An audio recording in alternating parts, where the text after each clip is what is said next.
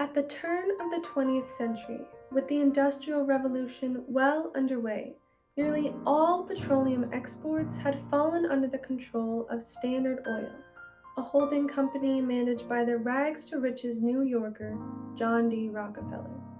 While others were swayed into submission by the influence of the oil monopoly, Ida Tarbell was not afraid to accept the task of investigating the secret practices behind the company's success. After disclosing her findings to the public, outrage fueled a demand for reparations and led to the court-ordered dismantling of Standard Oil in 1911.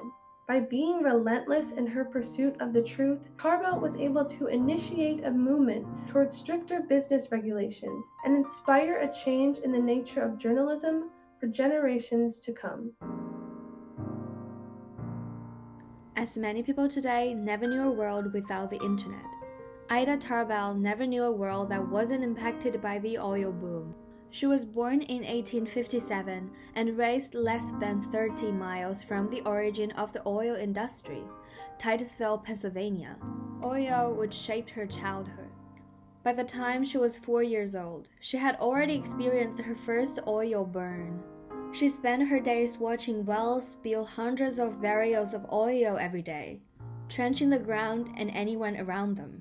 The people in her community saw it as the key to wealthy and happiness, and for good reason. As the Industrial Revolution raged on, the demand for petroleum only increased. Oil was used as a lubricant for steel-making machine and rail lines, as a fuel to burn in lamps, and as a key ingredient for other useful products. One man would rise above all others in the pursuit of the riches of oil. He was born into poverty in 1839, yet had always dreamed of becoming wealthy one day. His name was John Davison Rockefeller.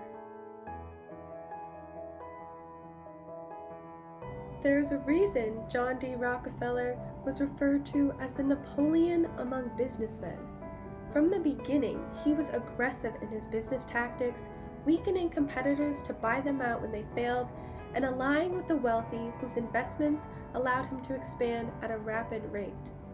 Soon, Rockefeller owned his own barrel factories, freight cars, warehouses, and pipelines. Yet, this wasn't enough for him. He sought to consolidate any corporations he could into Standard Oil in order to eliminate any unpredictability among the petroleum industry. To achieve this, he created a new form of organization called a trust. With a trust agreement, corporations would exchange their stock for a share in the trust, providing Rockefeller with more money and more control. By 1889, Standard Oil had already absorbed 70 companies and controlled 90% of petroleum exports. Knowing this, it is quite understandable why the general public feared Standard Oil, as though it were an all-knowing and all-seeing beast that ruled the oil industry and the world. To everyone except its own members, the trust was viewed as a menace and a threat. But with great disparity in wealth, and no one with any real evidence to wield against them, it seemed Rockefeller's creation was unstoppable.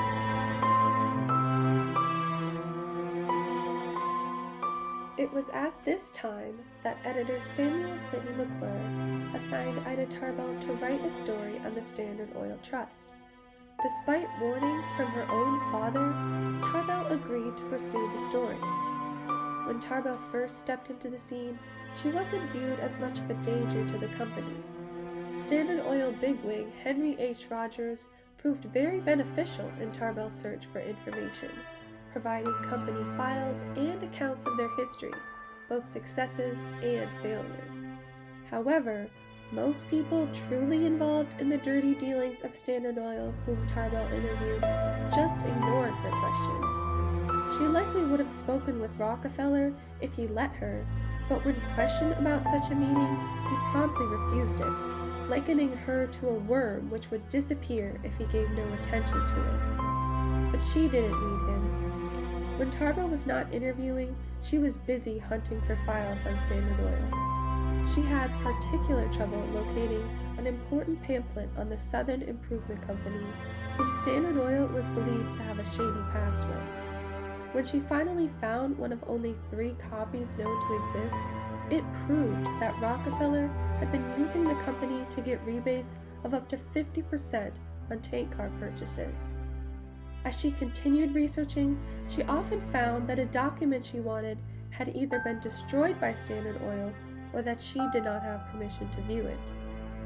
Nonetheless, she meticulously scored through dozens of congressional records and suits surrounding Standard Oil, piecing together the story of how Standard Oil came to be a monopoly. In 1904, Ida Tarbell finally finished her last article and combined all the articles she had written over the past 2 years into a book called The History of Standard Oil. After years of painstaking investigation, Tarbell had created a groundbreaking book which would light the match for a fire of social change to come.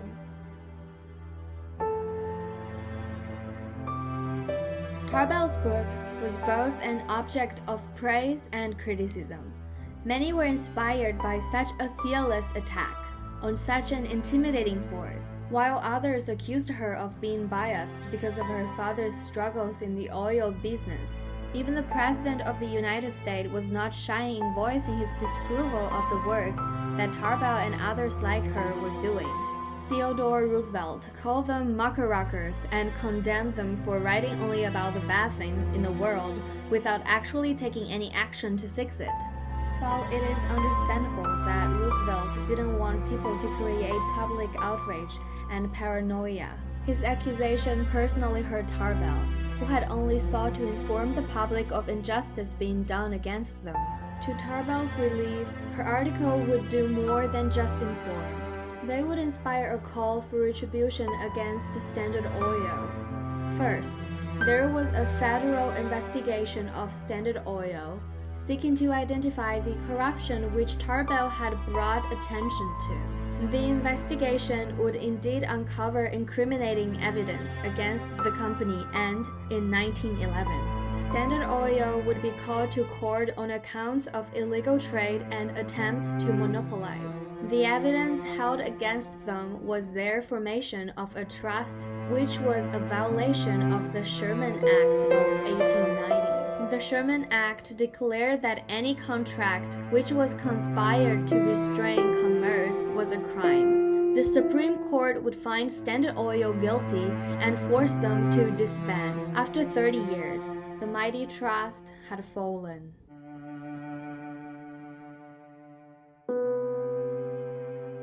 Unfortunately, Ida Tarbell was not able to eliminate all monopolies for the rest of time, but she will still be remembered as the first to understand and challenge the power of the modern corporation, the first to dig deep into the way corporations bought and used politicians, and the first to force a president to check that power. Tarbell did not have the power to actually enact legislation on her own, but the words she left behind are just as precious as any government decision. A major part of Ida Tarbell's lasting importance is the lesson she leaves for how to handle big businesses.